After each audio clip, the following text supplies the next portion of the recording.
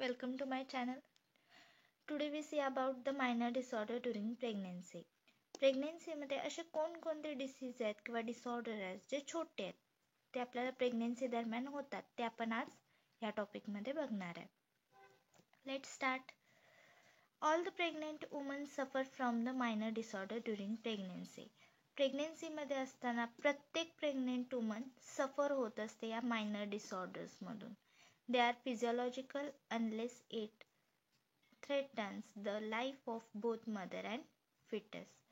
हे काय? They are physiological unless it म्हणजे हे होतच असतं आणि हे एक थ्रेटन असतं मदरला सुद्धा आणि फिटसला सुद्धा. This may require proper explanation of the problems and sometimes even appropriate treatment. ह्याला प्रॉपर एक्सप्लेनेशन सुद्धा डॉक्टर्स लोक देतात आणि प्रॉपर ट्रीटमेंट सुद्धा चालू ठेवतात. The minor disorder are explained according to system. आता आपण ज्या मायनर डिसऑर्डर बघणार आहे त्या सिस्टीम वाईज बघणार आहे. त्याच्यामुळे फर्स्ट आहे तुमची डायजेस्टिव्ह सिस्टीम. तर त्यामध्ये फर्स्ट आपल्याला बघायचं आहे जिंजिवायटिस. It is caused by increased vascularity, hypertrophy of the interdental papilla. It improves usually after pregnancy termination. Gingivitis means inflammation of gum. तर हे कधी फॉर्म होतं जर व्हॅस्क्युलरिटी इन्क्रीज झाली आणि हायपरट्रॉफी म्हणजे तुम्हाला माहित आहे इन्क्रीज नंबर ऑफ सेल. तर हे काय होतं इंटरडेंटल पॅप्लिया तिथं व्हायला लागतं हे gingivitis. It improves usually after pregnancy termination. जेव्हा प्रेग्नेन्सी एंड होते तेव्हा हे इम्प्रूव्ह होतं. Sequence increase tendency for bleeding. ब्लिडिंगची टेंडन्सी वाढायला लागते. Retention of food debris predisposer to sepsis and dental caries. काय व्हायला लागतं जे अन्नाचे छोटे छोटे बारीक तुकडे राहतात जे तुम्ही ब्रश करत नाही रात्रीचं त्यामुळे तिथं ते सेप्सिस होतं कुजतं सेप्सिस होतं इन्फेक्शन होतं आणि डेंटल कॅरीज व्हायला लागतं. नंतर ट्रीटमेंट. ह्याच्यावर ट्रीटमेंट काय तर घरगुती उपाय म्हणला तर तुम्ही प्रॉपर ब्रश केलं पाहिजे, प्रॉपर डेंटल हायजीन पाहिजे, cryosurgery in severe case. Severe case जर असेल तुम्ही लक्षातच नाही आलं तुमच्या की जिंजिवायटिस झालंय आपल्याला आपण अंगावर काढलं तर आपल्याला क्रायोसर्जरी करावी लागते सिव्हिअर केसमध्ये. सेकंड आहे टायलिझम. त्यालाच म्हणायचं सिबोरिया. Increased salivation may occur early in pregnancy from 8th week and subside later on. जास्तीत जास्त सलायव्हेशनचं सिक्रीट व्हायला लागतं त्याला म्हणायचं टायलिझम दॅट इज सिबोरिया. आणि हे कधी होतं 8th वीक पासून होतं प्रेग्नेन्सीच्या. It is due to failure of the woman to swallow the saliva rather than increase in its amount. ह्याच्यामध्ये काय होतं वुमनला ते सलायवा गिळताना त्रास होतोय. ओके हे आहे तुमचं टायलिझम और सिबोरिया. आता याच्यावर ट्रीटमेंट काय रिॲश्युरन्स दिलासा द्यायचा आहे पेशंटला. Proper dental hygiene. Dental hygiene व्यवस्थित पाहिजे. Advise the mother to such a hard continuously. Avoid excessive starch intake. स्टार्चचं इनटेक कमी करायचं आहे किंवा अवॉइडच करा. Maintain nutrition. Nutritious diet follow करायचं आहे. Anticholinergic drug such as belladonna which induce dryness of the mouth in severe cases. Belladonna जे आहे ड्रग हे अँटीकॉलिनर्जिक ड्रग आहे ज्याच्यामुळे काय होतं तुमचं ड्रायनेस जो आहे माउथचा तो होतो. हे कळालं तुम्हाला सिबोरिया. नेक्स्ट आपण बघणार आहे पायरोसिस दॅट इज हर्टबर्न. म्हणजे असं छातीत जळजळल्यासारखं होतं तुम्हाला. कुठं होतं मेडियल स्टर्नल रिजनला. Burning sensation in the medial sternal region. Progesterone relax the cardiac sphincter of the stomach and allow reflex of gastric contents into the esophagus. Progesterone काय करतं कार्डियक स्पिंक्टरला रिलॅक्स करतं स्टमकच्या आणि त्यांना अलाउस करतं रिफ्लेक्सेस करायला. जे काही गॅस्ट्रिक कंटेंट आहे ते इसोफेगसमध्ये जातात. The outer region is the mechanical relaxation. The cardiac sphincter caused by upward displacement and compression of the stomach by the gravid uterus. Sometime of the fundus of the stomach actually herniates through the diaphragm at about 30 to 40 weeks of gestation.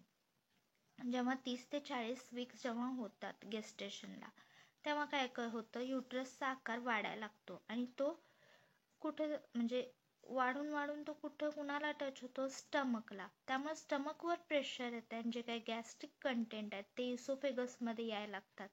त्यामुळं हा त्रास आपल्याला व्हायला लागतो. This is called as heartburn or pyrosis. आता ह्याच्यावर treatment काय असेल, 2 मिनटं मी तुम्हाला वेळ देते. त्यात तुम्ही नोट डाऊन करायचं आहे की ह्याच्यावर ट्रीटमेंट काय असेल, म्हणजे आपल्याला समजेल की तुम्हाला कितपत कळालेलं आहे. आपल्याला सहसा पण असं होतं की जेव्हा आपण जेवत नाही, खात नाही, पित नाही, तेव्हा आपल्याला मळमळायला लागतं, छातीत जळजळायला लागतं. तुम्ही ॲडव्हर्टाईज बघताय, त्याच्यामध्ये इनोची ॲड असते. जर तुम्ही एक्स्ट्रा खाल्लं तरी सुद्धा असं होतं. जर काही नाही खाल्लं तरी सुद्धा हार्टबर्न होऊ शकतं. एक्स्ट्रा म्हणजे काय, सकाळी तेलकट असं खाल्लंय, पुरी भाजी किंवा डोसा, आंबोळी, उत्ताप्पा, भजी, असं सगळं तेलकट खाल्लंय आणि दुपारी पुन्हा जेवलात तुम्ही, तर संध्याकाळी काय व्हायला लागतं, जे काय दिवसभर तुम्ही खाल्लेलं असतं ते मळमळायला लागतंय, उलटी आल्यासारखं होतंय, छातीत जळजळल्यासारखं होतंय. त्यालाच म्हणायचं हार्टबर्न. पण आपण हे रेग्युलर पेशंटचं नाही बघत आहे, आपण हे प्रेग्नेंट वुमनमधलं बघतोय.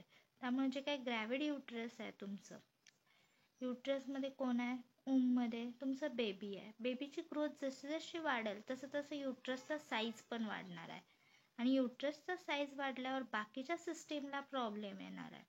त्यामुळं स्टमकला ते प्रेशर देत आणि स्टमकला प्रेशर आल्यावर ते प्रेशर ते इसोफेगसवर जाते.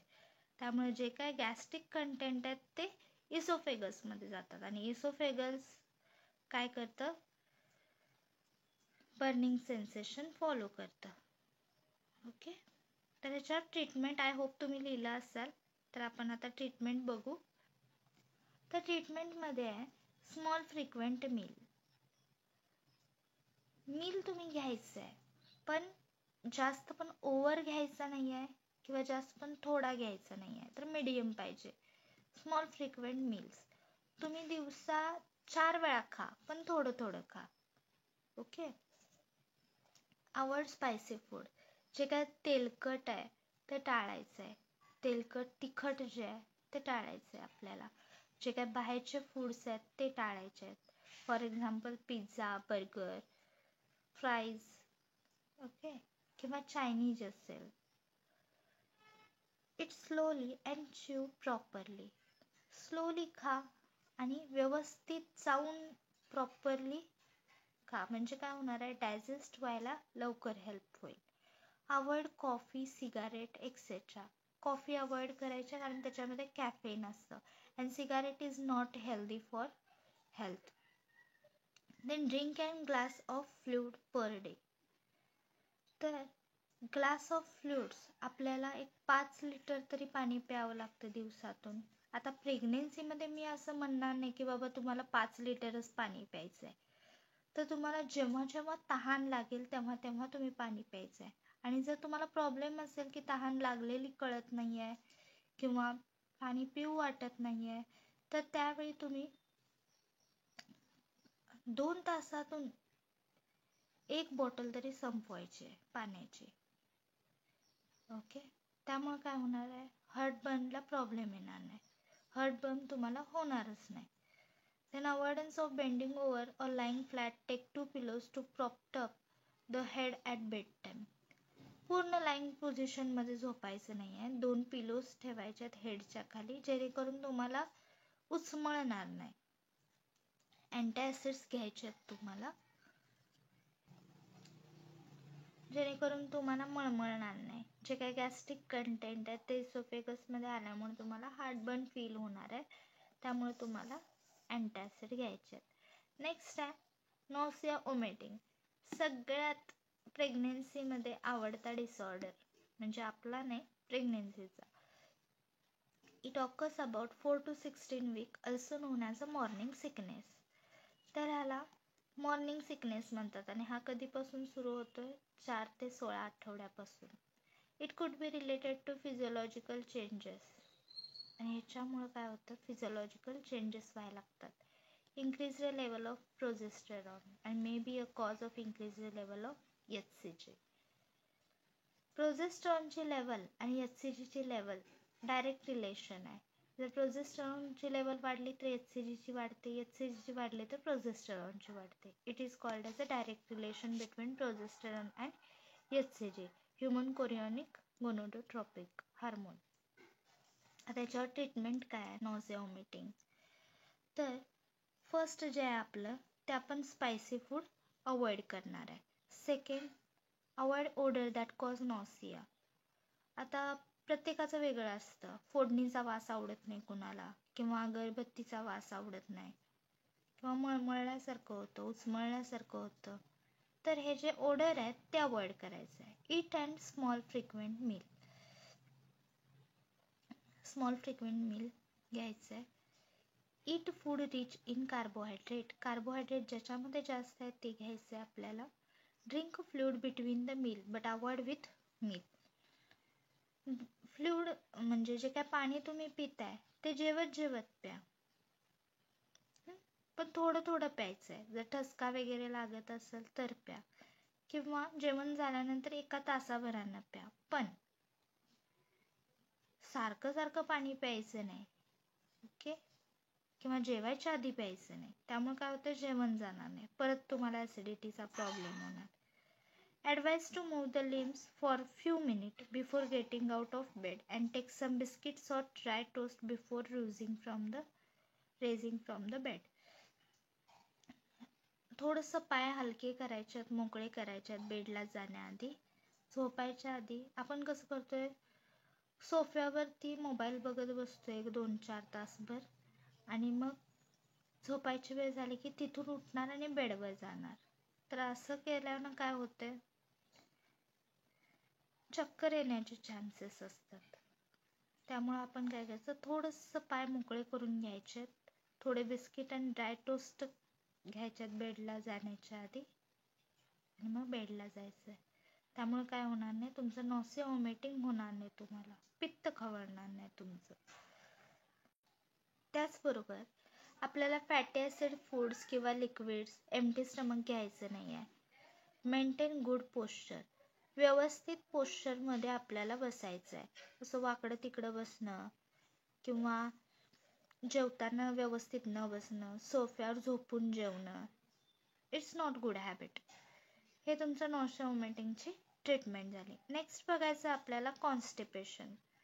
Reduce the intestinal motility due to progesterone. प्रोजेस्टेरॉनमुळे काय होतं? जे काही इंटेस्टाईनची मोटिलिटी आहे ती कमी व्हायला लागते. त्यामुळे आपल्याला कॉन्स्टिपेशनला फेस करावं लागते. Increase the fluid reabsorption from the large bowel. Exercise reduced. व्यायाम न केल्यामुळं, हालचाल न केल्यामुळं काय होतं? कॉन्स्टिपेशनला फेस करावं लागतं. किंवा mechanical compression by the gravity uterus. जसं मी मगाशी सांगितलं तुम्हाला की जसं जसं बेबी वाढते तसं तसं युट्रस हा साईजने वाढायला लागतो. त्यामुळे मेकॅनिकल कॉम्प्रेशन आपलं बॉवेलवरती किंवा स्मॉल इंटेस्टाईनवरती, स्टमकवरती पडतंय. त्यामुळे हे आपल्याला फेस करावं लागतंय. Decrease roughage in the diet. डाएटमध्ये आपण फ्लूइड इंटेक जास्त घेत नाही, त्यामुळे सुद्धा आपल्याला कॉन्स्टिपेशनला फेस करावं लागतं. आता याच्यावर ट्रीटमेंट काय आहे? Evacuate the bowel at some time every day. Okay, तर तुम्हाला जे बॉवेल आहे ते इव्हॅक्युलेट करायचं आहे, एम्प्टी करायचं आहे एव्हरी डे. फ्लूइड इंटेक वाढवायचं आहे. डाएटमध्ये green leafy vegetable, bean, fruits हे घ्यायचे आहेत. माइल्ड लेक्झेटिव्ह घ्यायचे आहेत like senna preparation. Increase the physical activity. Exercise, walking तुम्हाला चालू ठेवायचं आहे. A glass of warm water in the morning before tea and breakfast may activate gut and help regular bowel movements. एक warm glass of water तुम्हाला घ्यायचं आहे. कधी? Morning before T और ब्रेकफास्ट. ओके, त्याच्या आधी आपल्याला एक वॉर्म वॉटर ग्लास प्यायचं आहे, जेणेकरून तुमचे गट्स जे आहेत ते ॲक्टिवेट होतील आणि तुम्हाला बॉवेल मुवमेंटला हेल्प करतील. It is regarding about the constipation. Next आपल्याला बघायचं आहे पायका. It is a term used when the mother craves certain food unnatural substance. आता पायका म्हणजे काय? डोहाळे. म्हणजे तसा शब्दशः अर्थ घेता येणार नाही पायका म्हणजे डोहाळे असं, पण मी सांगते तुम्हाला की आपण डोहाळे म्हणू शकतो. फॉर एक्झाम्पल बघा, मला आईस्क्रीम खाऊ वाटतंय किंवा मला चॉकलेट हवं आहे, ओके, तसं. तर हे नॅचरल फूड झाले. पण एकेकांना अशी माती खाऊ वाटते, किंवा म्हणजे मी असं ऐकलंय की मला काच खाऊ वाटते किंवा पेट्रोल पिऊ वाटतंय डोहाळेमध्ये, ओके. तर ह्याला म्हणतात पायका. आता पेट्रोल तर हे पिण्यासारखी गोष्ट नाही आहे, म्हणून म्हणले की नॅचरल सबस्टन्स अननॅचरल सबस्टन्सची सुद्धा क्रेविंग व्हायला लागते, ओके. तर नेमकं याचं कारण काय हे कुणालाच माहिती नाही. त्यामुळे cause is unknown, may be due to hormonal changes and change in metabolism. हे कशामुळे होत असेल की हार्मोनल चेंजेस किंवा चेंजेस इन मेटाबॉलिझम. आता याच्यावर ट्रीटमेंट काय असेल? Assess the nutritional status. Nutritional status assess करायचा की नेमकं बाबा भूक लागल्यामुळे असं होतंय का. Advise the patient to eat well balance diet. जेव्हा पेशंट म्हणतंय की मला असं हे खाऊ वाटतंय, ते खाऊ वाटायलंय, मला मातीचा वास येतोय, आता कसं पावसाळ्याचे दिवस आहेत त्यामुळं मातीचा वास हा सतत येत असतोय, तर ते असं म्हणतात की मला माती आणून द्या, मला माती खाऊ वाटतीये. तर आपण काय करायचं, पेशंटला ॲडवाइस करायचं की तुम्ही वेल बॅलन्स्ड डाएट घ्या. काउन्सिलिंग करायचं पेशंटला सांगायचं की हे चांगलं नाही आहे, मातीमध्ये कुठले प्रोटीन विटॅमिन्स नाही मिळत, तुम्ही आजारी पडाल, इन्फेक्शियस असतं हे तुम्ही त्यांना एक्सप्लेन करायचं. If it is aggravate, refers to the pregnant woman to nutrition. जर समजा तुम्हाला हे ऐकतच नसतील तर तुम्ही त्या प्रेग्नंट वुमनला न्यूट्रिशनिस्टशी भेट घालून द्यायची. नेक्स्ट आपण बघणार आहे haemorrhoids. The laxity of rectal veins by progesterone effect. प्रोजेस्टेरॉनच्या इफेक्टमुळं रेक्टल वेन्सच्या तिथं लॅक्झिटी फॉर्म व्हायला लागते. तर pressure by the gravid uterus. Gravid युट्रसचा प्रेशर पडल्यामुळं आपल्याला हिमोरॉइड्सला फेस करावं लागतं. And tendency to constipation. ह्याच्यावर ट्रीटमेंट काय? Avoid constipation. आता कॉन्स्टिपेशन अवॉइड करण्यासाठी आपण ट्रीटमेंट बघितलेलीच आहे की फ्लूइड इंटेक वाढवायला पाहिजे, डाएट रिच प्रोटीन घ्यायला पाहिजे, सेना प्रिपरेशन करायला पाहिजे माइल्ड लेक्झेटिव्हसाठी. तर avoid constipation. Soothing and astringent agent, local anaesthetic हिमोरॉइडसाठी. Surgical and local injection treatment are to be avoided, okay. तर ह्या ट्रीटमेंट आहेत हिमोरॉइडसाठी. आता आपण काय बघितलंय,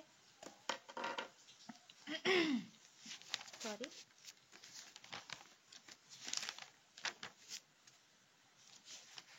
तर आपण पाहिलं आता डायजेस्टिव्ह सिस्टम. त्याच्यामध्ये फर्स्ट आपण जिंजिवायटिस बघितलं, सेकंड टायलिझम बघितलं, आणि काय काय बघितलं, हार्टबर्न बघितलं, नॉझिया उमेटिंग बघितलं, त्याच्यानंतर कॉन्स्टिपेशन, देन पायका, देन हिमोरॉइड्स. असे आपण 8 डिसीज बघितलेले आहेत डायजेस्टिव्ह सिस्टीम अंडर. तर आता आपण नेक्स्ट बघणार आहे मस्क्युलोस्केलेटल सिस्टीम. तर ह्याच्यामध्ये काय काय येतं, तर फर्स्ट आहे तुमची पाठदुखी. तर त्यामध्ये येणार तुमचं backache. Due to gravid uterus centre of gravity changes, lumbar lordosis and relaxation of ligament and intervertebral joints due to progesterone effect. तर ह्या ग्रॅव्हिड युट्रसमुळं तुमची पाठदुखी होते. युट्रसचा आकार वाढल्यामुळं तो सगळा भार तुमचा लंबारवरती येतो.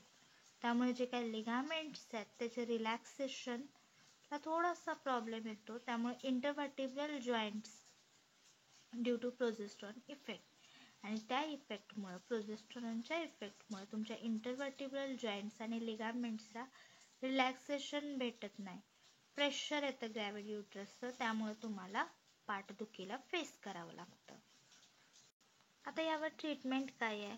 Avoid over exertion, take adequate rest and support back when sitting. जेव्हा बसताय तेव्हा विदाऊट सपोर्ट बसायचं नाही, कुशन, पिलो असं काहीतरी घेऊनच तुम्ही रेस्ट करायचे. Wear comfortable low heeled shoes.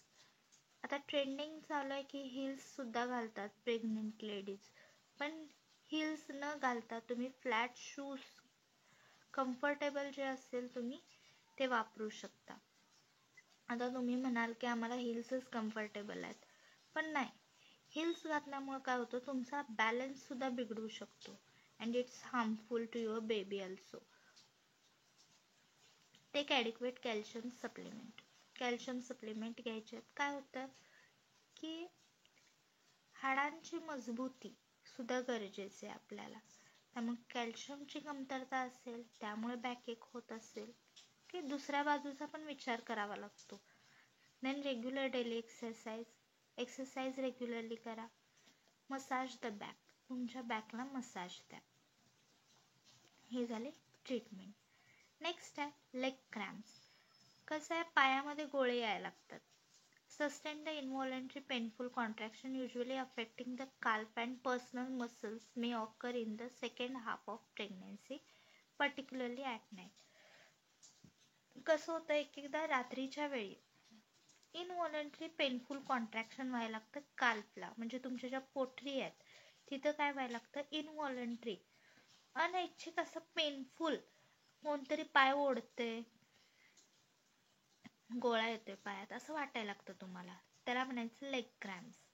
तर याचे कॉजेस काय आहेत, तर हे काय येत असतील, तर depletion of Serum calcium as well as sodium and chloride due to excessive vomiting, sweating and salt restriction. Salt restriction आपण का करतोय की हायपरटेन्शन होऊ नये म्हणून. ओके, सारखं वॉमिटिंग करून करून घाम जाऊन जाऊन तुमच्या शरीरातलं जे सोडियम, क्लोराईड, पोटॅशियम आहे ते कमी व्हायला लागतं. त्यामुळं depletion of sodium, serum calcium किंवा सोडियम क्लोराईडमुळं हे लेग क्रॅम्प्स येतात. Local vascular insufficiency. आता ह्याच्यामध्ये ट्रीटमेंट काय आहे की तुम्ही जे काही काल्व्स आहेत तुमचे मसल्स, काल्फच्या तिथले मसल, तिथं काय करायचं, मसाज करायचं आहे आपल्याला आणि पॅसिव्ह स्ट्रेचिंग करायचं आहे, म्हणजे कुणाला तरी मसाज करायला लावायचे.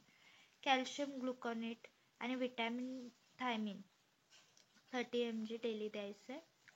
Raise the foot end of the bed, sorry food झालं, फूट आहे. Raise the foot end of the bed to enhance circulation. जे काय फूट एंड असत्या, पायाकडची बाजू जी असत्या बेडची, ती आपल्याला थोडीशी वर करायची आहे की जेणेकरून काय होईल, सर्क्युलेशन प्रॉपर होईल. Decrease the intake of soft drink to decrease the pH level of the body. जे काय आपले सॉफ्ट ड्रिंक्स आहेत ते इंटेक कमी करायचं आहे, म्हणजे मिरिंडा, तुमचं स्प्राईट आलं, देन कोणती ती ॲड, कॅटरीना कॅफची स्लाइस, ह्याचं इंटेक कमी करायचं. त्यानं काय होतं, तुमचा pH लेवल सुद्धा कमी येईल. तर apply local heat to calf muscles or keep them warm, take warm bath before bed time. तर लोकल हीट आपल्याला काल्फ मसल्सला द्यायचे आहे. ओके, का, कारण समजा तिथं जर मसल्स ट्विचिंग वगैरे असेल तर ते रिलॅक्स होतं. वॉर्म बाथ सुद्धा तुम्ही घेऊ शकता बेडला जायच्या आधी, झोपायच्या आधी सुद्धा तुम्ही गरम पाण्याने आंघोळ केली तरी चालते. त्यानं काय होतं, तुमचं सर्क्युलेशन प्रॉपर राहतं. नेक्स्ट आहे round ligament pen.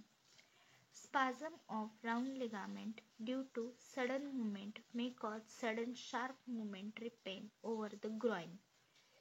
Round ligament pain म्हणजे काय, आता राउंड लिगामेंट हे कुठं आहे, पेल्विकच्या तिथं.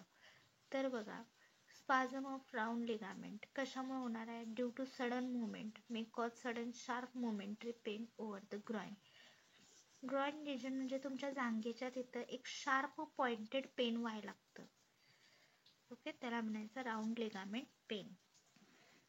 आता याच्यावर ट्रीटमेंट काय की local heating pad to be applied, avoid sudden change of posture, analgesic ointment if necessary.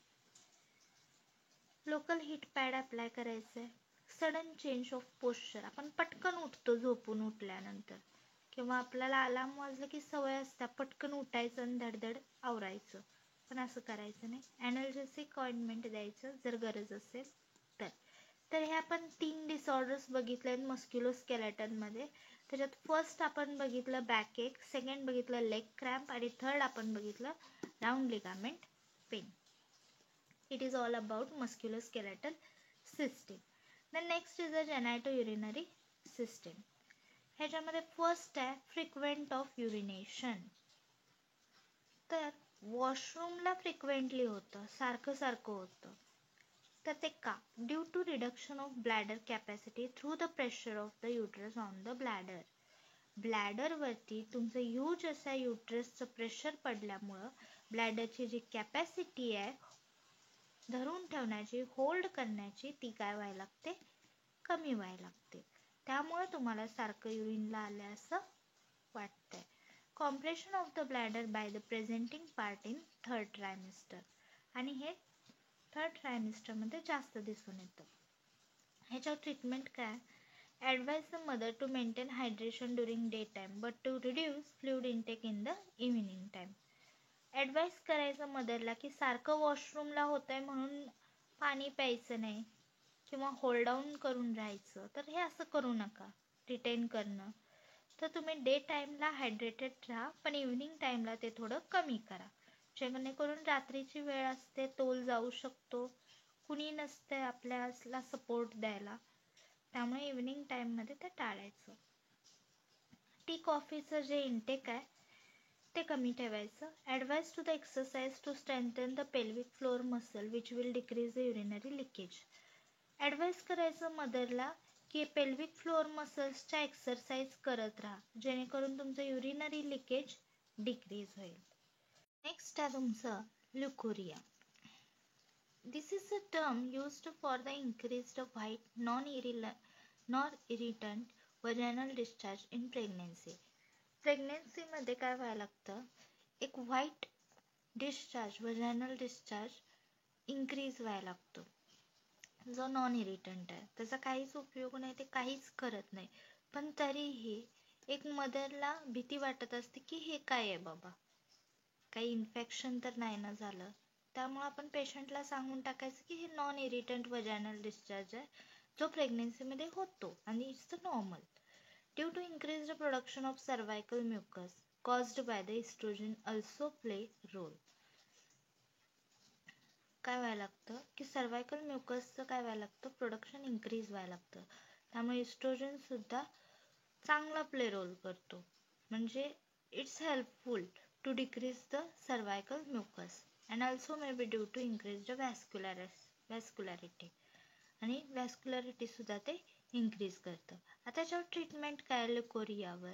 Assessment, reassurance, advice to maintain good personal hygiene, wear to loose cotton undergarments, washing with a plain water twice a day must be done and clean the area properly.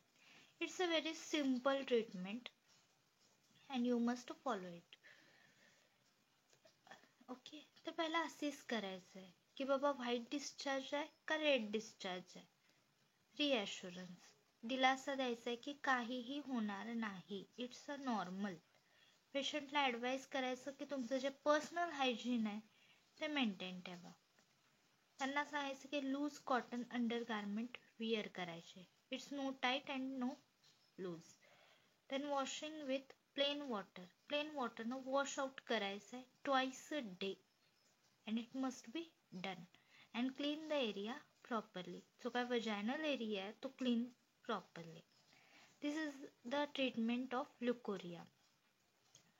तर आपण 2 disease बघितलेले आहेत जेनायटोयुरिनरी सिस्टीममध्ये. First आहे frequent of urination and second one is a leucorrhoea. नंतर आपल्याला fourth one बघायचं आहे सर्क्युलेटरी सिस्टीम. त्याच्यामध्ये फर्स्ट आहे फेंटिंग अँड गिडीनेस, म्हणजे काय चक्कर येणं जो प्रकार म्हणतात तो सर्क्युलेटरी सिस्टीम मध्ये येतो. May be due to the ventilation occurring under the influence of progesterone. प्रोजेस्टेरॉनमुळं काय होतं, आपल्याला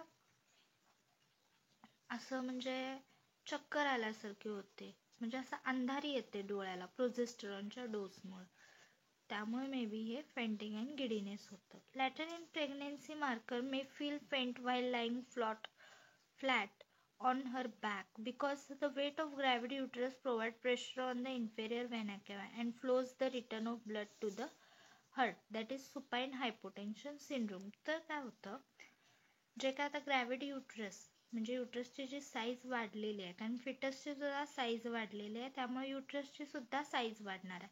ते ग्रॅव्हिटी युटरसचा भार कुणावर येतोय, इन्फेरियर व्हेना केवावर येते. इन्फेरियर व्हेना केवा काय करतंय की जे काय ब्लड असते ते कलेक्ट करत असते, तर त्याच्यावर प्रेशर आल्यामुळे काय होतंय, it slows the return of blood to the heart, आणि जे काय ब्लड हार्टला जात असतं ते स्लोज डाऊन व्हायला लागतं, आणि त्यामुळं काय होतं, सुपाईन हायपोटेन्शन सिंड्रोम होतं. जेव्हा मदर फ्लाईट पोझिशनमध्ये झोपते, फ्लॅट पोझिशनमध्ये, तेव्हा ग्रॅव्हिटी युटरसचा सगळा भार आपल्या इन्फेरियर व्हेना केवावर जातोय. त्यामुळे आपल्याला सुपाईन हायपोटेन्शन सिंड्रोम असं आपण त्याला म्हणू शकतो. आता याच्यावर ट्रीटमेंट काय आहे की असेच करायचं पेशंटला की घाबरू नका, काय नाही होत, रिॲश्युरन्स दिलासा द्यायचा आहे. पेशंटला ॲडवाईस करायचं की स्लोली तुम्ही सिटिंग किंवा लाईंग डाऊन पोझिशन घ्यायची आहे, स्लोली, फास्ट अजिबात काही करायचं नाही आहे. साईड लाईंग पोझिशन घ्यायची आहे. Mostly left lateral position helps to avoid supine hypotension syndrome. एका कुशीवर झोपायचं आहे. अवॉइड क्राऊड, गर्दीची ठिकाणं टाळायची आहेत. Advice to take sufficient rest घ्यायला सांगायचं. This is the treatment of fainting और गिडीनेस. नेक्स्ट आपल्याला बघायचं आहे व्हेरिकोसिटीज. आता व्हेरिकोसिटीज काय आहे, increased blood volume which cause increased pressure on the venous circulation. तर सॉरी, ब्लड व्हॉल्यूम इंक्रीज झाल्यामुळे काय होतं, प्रेशर येतं कुणावर, व्हेनस सर्क्युलेशनमुळं, व्हेनस सर्क्युलेशनवर प्रेशर येतं. Increase pressure from the enlarged uterus restrict the venous return from the perineum and leg, causing vulva and leg varicosities. Uterus enlargement झाल्यामुळं सगळीकडेच pressure येणार आहे, म्हणजे तुमच्या सर्क्युलेटरी सिस्टीमवरती सुद्धा प्रेशर येणार आहे. मग ते पेरिनियम आणि लेगला पण प्रेशर येते, आणि त्यामुळं काय होतं, लेग व्हेरिकोसिटीज व्हायला लागते. प्रोजेस्टेरॉन रिलॅक्स करतं smooth मसलला, and it results in sluggish circulation. Due to this, valves of the dilate veins become sufficient and varicosities result. Varicosities occur in leg, on us hemorrhoids and vulva. Inactivity and poor muscle tone, prolonged standing, obesity also act as a cause of varicosities. एक तर gravity युटरसमुळे होते, किंवा तुम्ही सारखं standing पोझिशनमध्ये असाल त्यामुळे होते, किंवा तुमचं वजन खूपच वाढलंय त्यामुळे सुद्धा व्हेरिकोसिटीज होऊ शकतात. ओके, तर इट इज ऑल अबाउट व्हेरिकोसिटीज. त्याच्यावर ट्रीटमेंट काय की पेशंटला आपण रिॲश्युरन्स द्यायचा आहे, ॲडवाईस करायचं क्लायंटला की रेस्ट घ्या, लेग इलिव्हेट करा, म्हणजे पाय थोडंसं उंचावर ठेवून झोपा, खाली पिलो जरी घेतली तरी चालेल. जर हिमोरॉइड असेल तर ॲडवाईस करा पेशंटला की व्यवस्थित डाएट घ्यायचं आहे, फ्लूइड घ्यायचं आहे, की जेणेकरून कॉन्स्टिपेशन होणार नाही. सीज बाथ घ्यायला सांगा. Clean the anus carefully after defecation करून आल्यानंतर ॲनस केअरफुली प्रॉपर क्लीन करा. Avoid straining during defecation. Exercise to strengthen the pelvic मसलचे एक्सरसाइज करा. फायबर रिच डाएट ठेवा जेणेकरून कॉन्स्टिपेशन होणार नाही, आणि फ्लूइड इनटेक सुद्धा वाढवायचं आहे. It is all about circulatory system. First बघितलं फेंटिंग गिडीनेस, चक्कर येते. व्हेरिकोसिटीज in the sense dilate the veins, त्यामुळे पेनफुल तुम्हाला पेन जाणवते. नेक्स्ट ट्रीटमेंट बघितली. आता आपल्याला बघायचं आहे nervous system. In that first corpus fun syndrome, corpus fume syndrome, that is called parathesia. It is a tingling sensation of the finger and sometimes. ह्याच्यामध्ये काय होतं, असं मुंग्या आल्यासारखं होतं बोटांमध्ये किंवा पायाच्या बोटांमध्ये, पायात किंवा हातामध्ये, हाताच्या बोटांमध्ये असं टिंगलिंग सेन्सेशन फील होतं, त्याला म्हणायचं paraesthesia. Weakness of small muscles of the हँडच्या स्मॉल मसल्समध्ये विकनेस जाणवायला लागतो. It is caused by edema of the carpal funnel and pressure on the medial nerve. हे कशामुळे होतं की कार्पल फनेलच्या तिथं इडिमा आपल्याला असल्यामुळं प्रेशर येतं median नर्ववरती. Other reason is brachial plexus traction due to dropping of the shoulder during pregnancy. प्रेग्नेन्सीमध्ये shoulder dropping down झाल्यामुळं ब्रॅकियल प्लेक्ससचं ट्रॅक्शन झाल्यामुळे आपल्याला पॅराथेशियाला फेस करावं लागतं. तर ह्याच्यावरती ट्रीटमेंट पण आहे. Sorry, wearing a splint at night with the hand resting. Splint लावायचं आहे हँडला की जेणेकरून हँड रेस्टमध्ये असेल. 2 ते 3 पिलोज त्याच्या खाली ठेवायच्यात हाताच्या, जेणेकरून हाय पोझिशनवर तुमचा हँड राहील. अँड समटाईम ब्रिंग रिलीफ, आणि ह्यानं तुम्हाला रिलीफ पण भेटेल. Usually resolve spontaneously after delivery. Delivery झाल्यानंतर एकदा हा प्रॉब्लेम सॉल्वसुद्धा होतो. नेक्स्ट आहे insomnia. Insomnia means you know very well. Insomnia म्हणजे lack of sleep due to nocturnal frequency. कसं होतंय, झोपेचं टायमिंग व्यवस्थित नसल्यामुळे, जेवणाचं टायमिंग व्यवस्थित नसल्यामुळे आपल्याला इन्सोमनियाला फेस करावं लागतं. Difficulty in getting comfortable in bed because of growing foetus. आणि फिटसच्या वाढत्या वयामुळे तुमचं युट्रस साईज पण वाढत असते आणि त्यामुळे तुम्हाला डिफिकल्ट जात असते झोपण्यासाठी. Also may be due to increased anxiety. ह्याच्यामुळे भीतीसुद्धा वाढत असते. का भीती वाटणार आहे, कारण कसं आपली डिलिव्हरी होणार आहे, किती त्रास होणार आहे, कोण आपल्यासोबत असेल की नाही, ह्या सगळ्या लॉट्स ऑफ क्वेश्चनमुळे तुम्हाला भीती वाटायला लागते आणि त्यामुळे झोप येत नाही. Influence of hormonal change due to also may be caused. आणि हार्मोन्सच्या चेंजेसमुळे सुद्धा झोप येत नाही. ह्याच्यावर ट्रीटमेंट काय, असेच करायचं sleeping pattern. Observe fatigue or irritability. का थकवा जाणवतोय, का इरिटेट होतंय ते ऑब्झर्व करायचं. इमोशनल स्टेटसला असेस करायचं. Advise the client to avoid late and large meal during night. Late आणि लार्ज मील टाळायला सांगायचं रात्रीच्या वेळी. Advise to avoid tea and coffee before going to bed. Bed म्हणजे झोपण्याच्या आधी टी किंवा कॉफी घ्यायचं नाही, कारण ह्याच्यामध्ये कॅफेन असतं आणि हे उत्तेजित पदार्थ आहेत, त्यामुळे तुम्हाला झोप येणार नाही, त्यामुळे हे टाळायचं. This is regarding insomnia. Next we see about the ankle oedema. पायाला सूज येतात तुमच्या. Excessive fluid retention as evidence by marked gain in weight.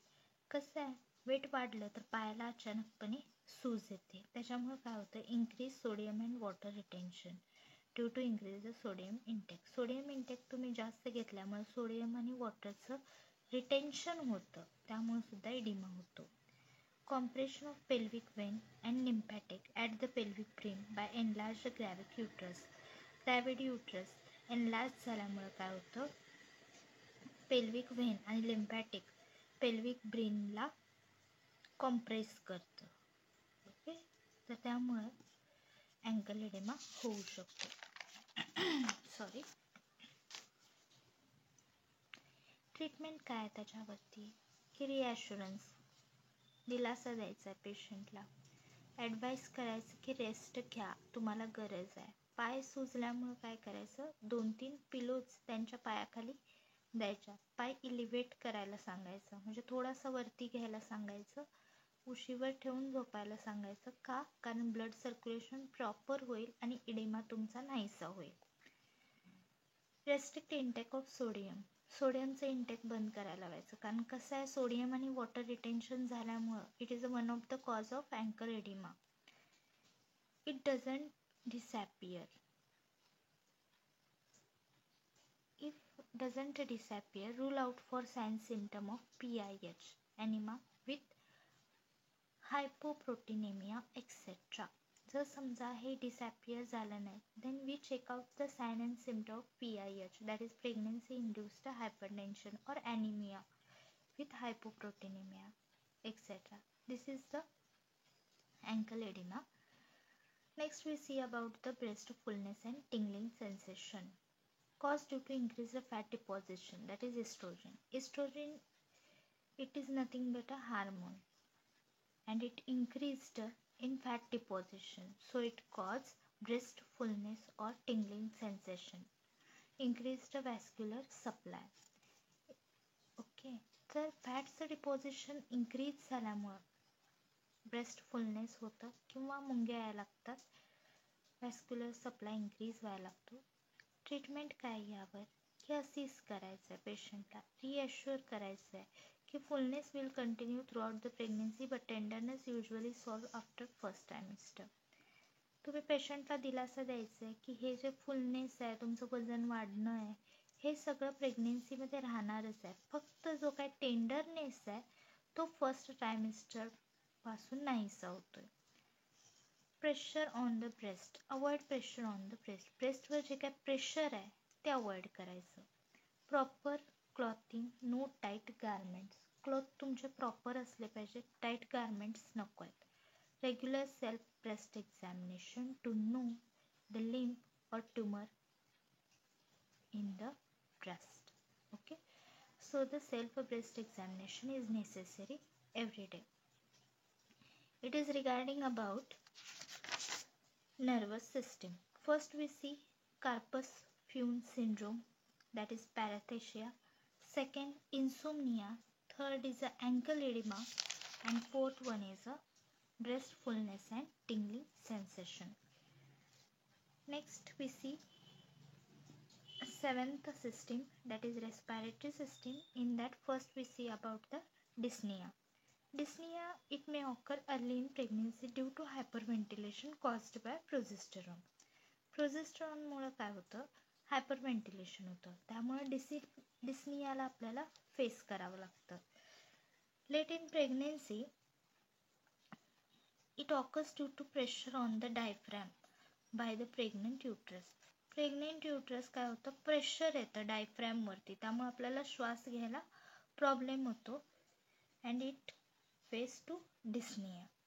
Treatment काय आहे की advice to take rest, elevate head end of the bed during sleep later pregnancy. असं होऊ नये म्हणून आपण हेड एंड थोडंसं प्रॉपर पोझिशनमध्ये ठेवणार आहे. प्रॉपर क्लोथ पाहिजे, टाईट ड्रेसेस नको आहेत, पेशंटला दिलासा द्यायचा आहे. And this is all about the dyspnoea. I hope you understand, and it is a 7 system we completed today regarding the minor disorder of pregnancy. Okay.